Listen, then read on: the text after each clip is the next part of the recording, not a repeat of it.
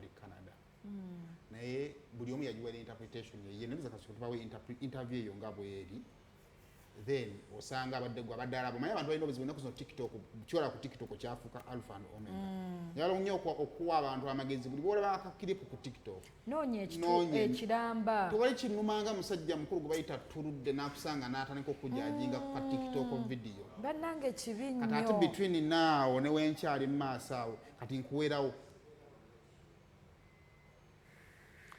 kibi very bad noonya ekiramba tojajinga muntu lwakatundutundu koolabye olutundu nno sina lutundu lwolabye weeruti bunonga kibaza oyo no kino kiri no ekibaluma nga family nti mutundugaza nnyo kati recently emabegako eyo ebraka yajjako eyo mu covid ngati interviews nzinaiseraga mu bintu argument ne interview ogenda okwesanga ati muzikoledde waka asangayo akayumba maybe akabatiisa okaisa otya kamula batiisatiisa era ne bakaneeminga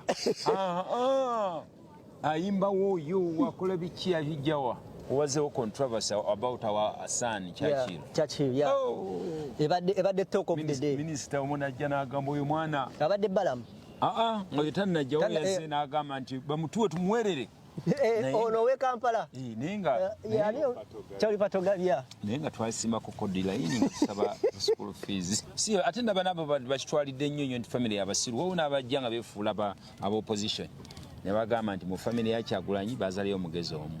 That is very bogus. No, but they talk before even 2021. I mean 2021. Now after this, ate bagati ate mwafunye yo. Where were you nga Kyagulanyi akyali bubi nga akyakwata n'ensenena? Where were you people?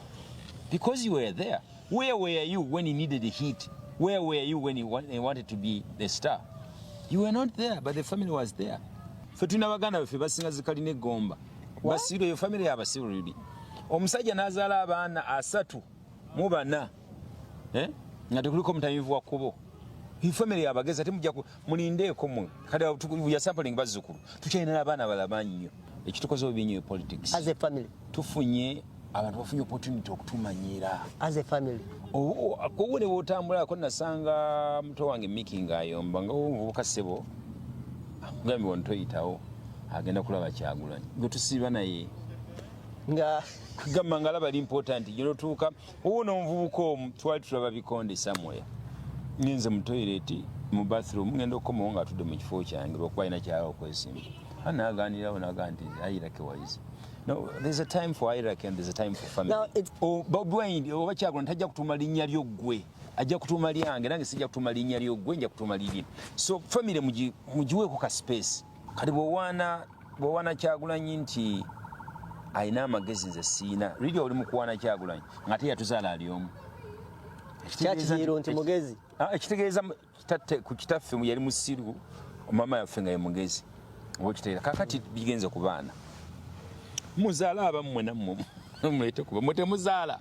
I remember the day nga bakutte Bobby was in Canada. By the way nze ensi yasooka okwekalakasa yali eno Canada ate nze nali wano yali wano so tuddayo abantu bakendera Uganda ngokutte Bobby abantu abatukebera ko bakendera nava Canada nengenda nze nsooka omukubasooka okulaba Bobby Wine mukukala mukunje ennyo n'okuyita mu omusanga Balak Makindi nga almost ayebye nga wensi evuddewo. That's I'm telling you about family. Awo ngensi ekoze eki evuddewo era bwe twagenda eggulu mu Balak ensi teyaliyo. You get my point? So I remind you they are trying to normalize the situation. Ne mumutunyiza mutya ne mukola mutya and what have you tujja kusiiwala ate kwerwana because ffe tusooka yaffe tusembayo.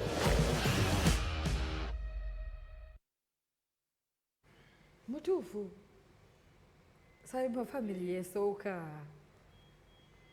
tugenda maliriza like it all not yawe mutuufu naye singa tuba tulina ali enkuba eri mukutonnya nga waliwo gwekubira wabweru naali mu nyumba etonnya ebiseera ebisinga ali wawulo kiyinza okumubeerera ekizibu nnyo okutegeera nti naali munda ekikuba ekola ki emukuba okitegeera ate ali mu nnyumba emukuba etya mpozi ng'erimu ebitundu ng'etonnya ng'ennyumba etonnya otegedde bulungi kati ebintu byayawe byonna biki bituufu wali osomyeko akatabo k'omuntu nga mubadde mulaba dda alina obulamu obuli perfect n'awandiika akatabo n'ababulya byayiseemu mwe mubadde mulowooza nti ali perfect kati emboozi yaba yawe entuufu naye ate si ntuufu kuwulira kati kubanga bano ababalaba tebajja bategeera anti era si buli omuntu ajja kukutegeera newe buli badde newe buli badde naye ate nga kyayogera kituufu nnyo